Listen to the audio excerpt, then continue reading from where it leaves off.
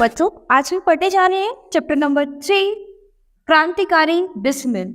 यानी क्रांतिकारी बिस्मिल के बारे में आज हम पढ़ेंगे। पंडित राम प्रसाद बिस्मिल उन महान क्रांतिकारियों में से थे जिन्होंने देश के स्वाधीनता संग्राम में महत्वपूर्ण भूमिका निभाई थी।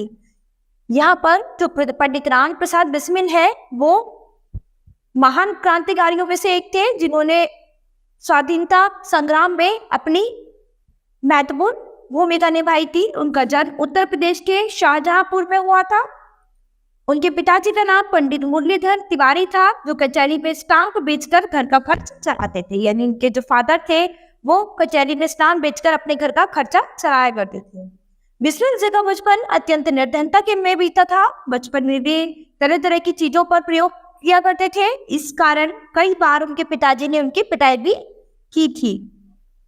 बिस्मिल जी का जन्म जो था बहुत ही ज्यादा गरीबी में व्यतीत हुआ और वो बचपन में जो थे वो बहुत सारी चीजों पे प्रयोग किया करते थे, तरह तरह की चीजों पे प्रयोग किया करते थे और कभी कभी उनके जो पिताजी थे वो उनको इस बात पर पिटाई भी लगा देते थे।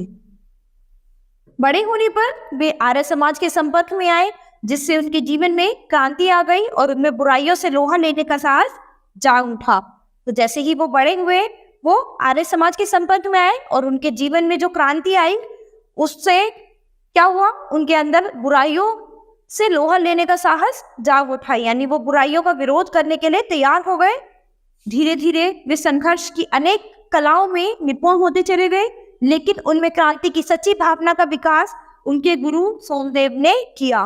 तो धीरे धीरे उनके अंदर संघर्ष जैसी जो चीजें हैं वो निपुण होती चली गई संघर्ष करने की, लेकिन उनके अंदर क्रांति की जो सच्ची भावना का विकास था वो उनके गुरु सोमदेव ने ही किया था।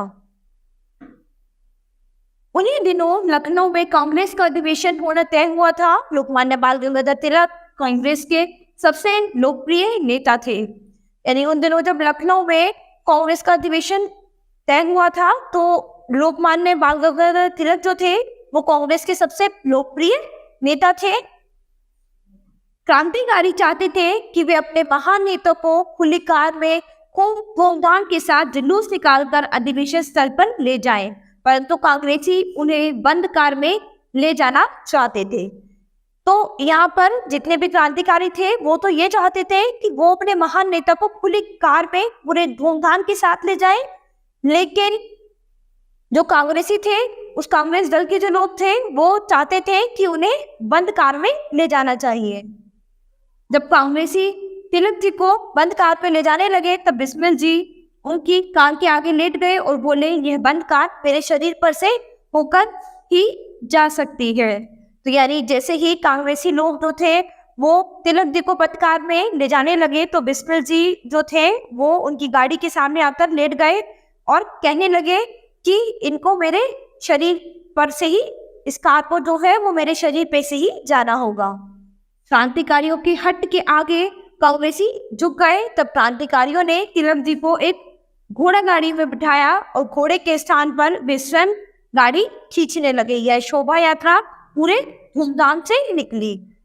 तो क्रांतिकारियों ने जो हट की थी उसके सामने जो कांग्रेसी लोग थे वो झुक गए और क्रांतिकारियों ने तिलक जी को एक घोड़ा गाड़ी में बिठाया और घोड़े की जगह पर वो खुद गाड़ी को खींचने लगे और उन्होंने पूरे धूमधाम से वो रैली निकाली। उसी अधिवेशन में बिस्मिल जी को पता चला कि देश के अलग अलग भागों में अनेक क्रांतिकारी युवक ने न केवल सजग हैं बल्कि स्वतंत्रता के लिए अपना सब कुछ बलिदान करने को भी तैयार हैं। तो उस अधिवेशन के दौरान बिस्मिल जी को ये पता चला कि देश के कोने कोने में और बहुत सारे क्रांतिकारी हैं जो देश की स्वतंत्रता के लिए अपने बलिदान देने के लिए तैयार हैं। उसी से उन्हें प्रेरणा मिली और वे क्रांतिकारियों के संगठन में शामिल हो गए। तो उससे उन्हें बहुत ही ज्यादा प्रेरणा मिली और वो क्रांतिकारियों के संगठन में शामिल हो गए। उसी दौरान उन्होंने एक पुस्तक अमेरिका को स्वतंत्रता कैसे मिली लिखी। तो उन्होंने उस दौरान एक पुस्तक लिखी जिसका नाम था अमेरिका को स्वतंत्रता कैसे मिली। वह पुस्तक अंग्रेजों के विरुद्ध विद्रोह फैलाने वाली थी, इस कारण अंग्रेज सरकार ने उसे जब्त कर लिया। तो ये जो बुक थी ये अंग्रेजों के विरुद्ध थी, उनके अंदर विद्रोह फैलाने वाली थी, इसीलिए उन लोगों ने, अंग्रेज सरकार ने उनको जब्त कर लिया। क्रांतिकारी दल में रहकर रामप्रसाद बिस्मिल ने दल की शक्ति को खूब बढ़ाया। एक बार किसी षड्यंत्र के अपराध में अंग्रेजी सरकार ने बिस्मिल के विरुद्ध वारंट निकाल दिया। पुलिस उनको पकड़ने का भस्मक प्रयत्न कर रही, परंतु बिस्मिल जी ने चरवाहा बनकर पशु चराना आरंभ कर दिया और जंगल में बैठकर क्रांतिकारी पुस्तकें और लेख लिखने लगे।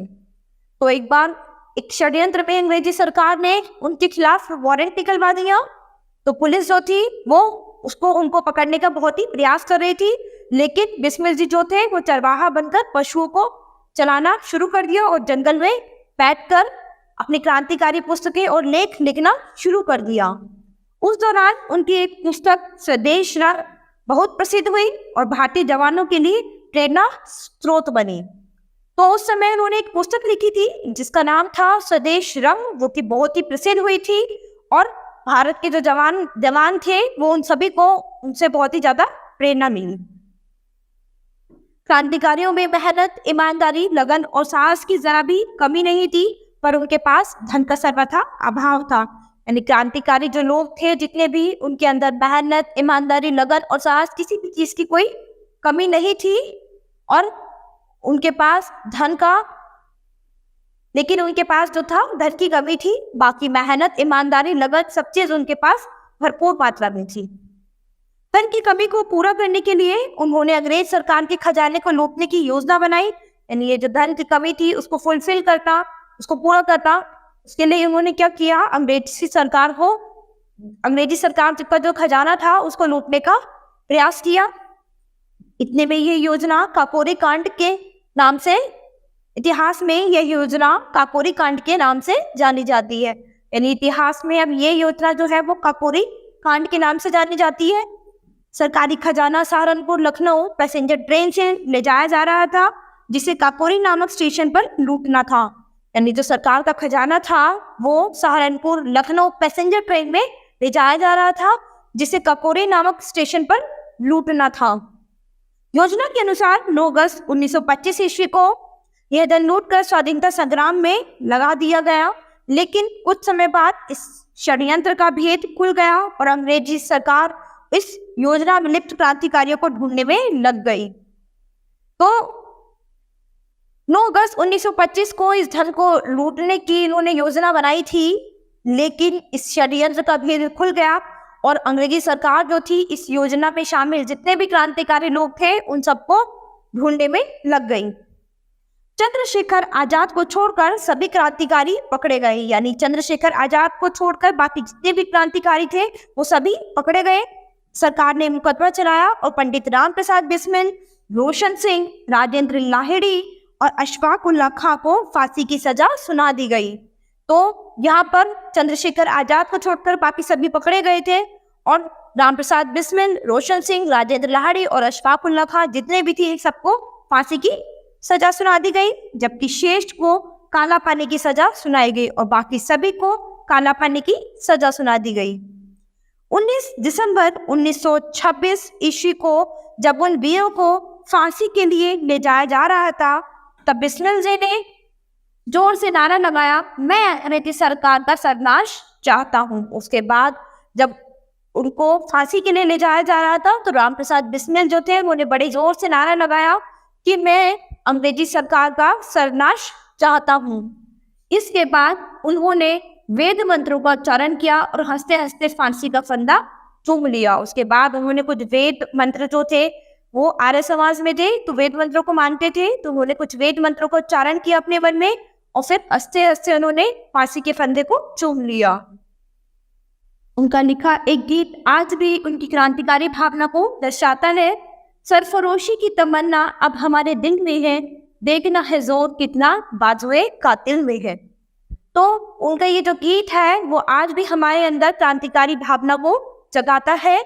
सरफरोशी की तमन्ना अब हमारे दिल में है, देखना है जोर कितना बाजुए कातिल में है। उन्हीं से प्रेरणा पाकर भगत सिंह, सुखदेव, राजगुरु तथा अन्य महान क्रांतिकारियों ने देश की स्वाधीनता के लिए अपने प्राण न्यौछावर कर दिए। यानी इनसे प्रेरित होकर भगत सिंह, सुखदेव, राजगुरु और अन्य और महान क्रांतिकारी जो थे उन्होंने स्वाधीनता के लिए अपने प्राण न्यौछावर कर दिए। देश पर मिटने वाले उन महान क्रांतिकारियों को हम कदापि भुला नहीं सकते। यानी ये देश पर इन्होंने अपनी कुर्बानी दी है, इन महान क्रांतिकारियों ने, तो इनको हम कभी भुला नहीं सकते। भला कौन वृद्धधन उनका उपकार भुला सकता है, यानी आखिर कौन इनका उपकार भुला सकता है। तो यहाँ पर हमने राम प्रसाद बिस्मिल जी जो थे वो एक महान क्रांतिकारी थे, तो उनके बारे में पढ़ा है। यानी वो अपने देश की स्वाधीनता के लिए कितना कितना डटकर लगे हुए थे, बहुत उन्होंने साथ दिया देश का। अपने क्रांतिकारी संगठन में शामिल हुए और उन्होंने देश की स्वाधीनता के लिए पूरा सहयोग किया और एंड में फांसी पर चढ़ गए। लेकिन उनको देखकर बाकी लोग भी जो थे वो काफी प्रेरित हुए। तो यहाँ हमने राम प्रसाद बिस्मिल की जीवनी, थोड़ी सी जीवनी पर ध्यान दिया है। तो बच्चों, अभी नेक्स्ट क्लास में मिलते हैं नए चैप्टर के साथ, नई चीजों के साथ।